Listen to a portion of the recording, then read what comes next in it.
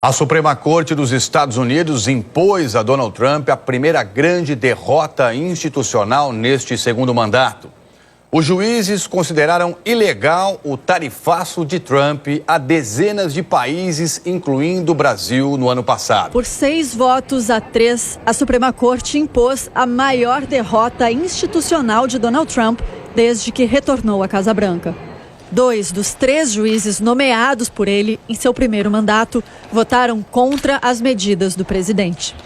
Na decisão, a Suprema Corte argumentou que Trump não pode impor tarifas amplas sem autorização expressa do Congresso. Era isso que Trump vinha fazendo, usando uma lei de 1977 que trata de emergências nacionais. O professor David Levine, da Universidade da Califórnia, avalia que essa é a maior derrota de Trump no segundo mandato.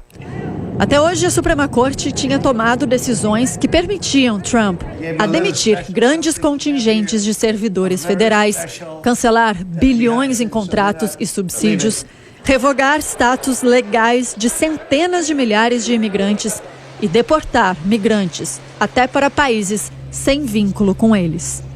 Na avaliação do professor, a decisão de hoje da Suprema Corte é um passo no sentido de restaurar o equilíbrio de poderes da democracia americana.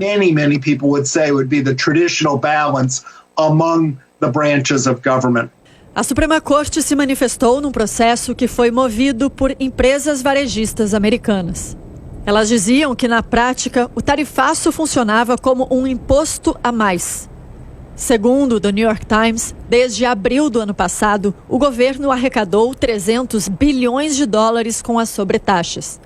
Com a decisão de hoje, o governo teria que devolver mais da metade desse valor às empresas e consumidores. China, 67%, that's tariffs. Em abril do ano passado, com cartaz em mãos, o presidente anunciou o tarifaço. Alíquotas de importação mais altas a produtos de dezenas de parceiros, entre eles o Brasil. Ele chamou de o Dia da Libertação. Trump afirmou que era preciso reformar a ordem comercial global, que, segundo ele, teria prejudicado os Estados Unidos por décadas, provocando déficits comerciais. Ao longo desse quase um ano, Trump usou as tarifas e o peso econômico americano como instrumento de pressão contra outros países, para extrair concessões no comércio, economia e até em imigração. O professor afirma que Trump usou as tarifas como instrumento político, ameaçando outros países para conseguir mudanças. Parte do motivo que a Suprema Corte estava desconfortável com o que Trump vinha fazendo é que ele aumentava tarifas sobre um determinado país e então dizia: negocie comigo e eu baixo as tarifas.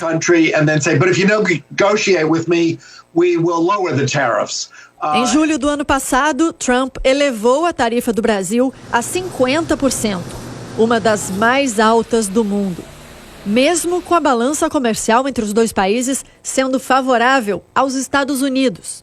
Depois da atuação do governo e de empresas brasileiras, Trump reduziu parte das sobretaxas, porque sem itens como carne e café brasileiros, a inflação subia nos Estados Unidos.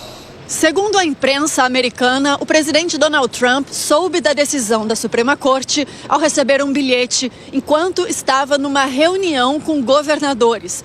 Ele interrompeu o encontro às pressas e, na saída, disse que a decisão era vergonhosa. Minutos depois, a Casa Branca marcou um pronunciamento. Trump fez críticas aos juízes. A decisão da Suprema Corte sobre tarifas é profundamente decepcionante. Eu tenho vergonha de certos integrantes da Corte. Absolutamente vergonha por não terem a coragem de fazer o que é certo para o nosso país, disse Trump.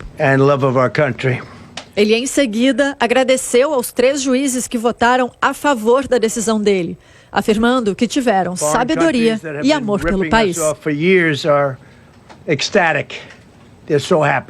Trump afirmou ainda que a decisão sobre se o governo deve devolver o que arrecadou com a sobretaxa pode se transformar num longo litígio. E anunciou uma tarifa global de 10% sobre importações, que entra em vigor imediatamente.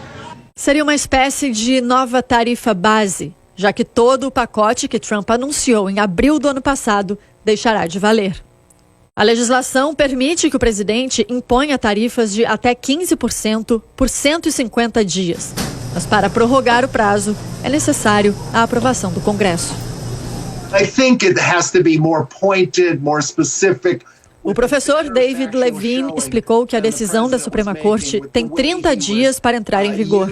E no meio do caminho, a Casa Branca pode executar manobras para manter ou criar novas taxas.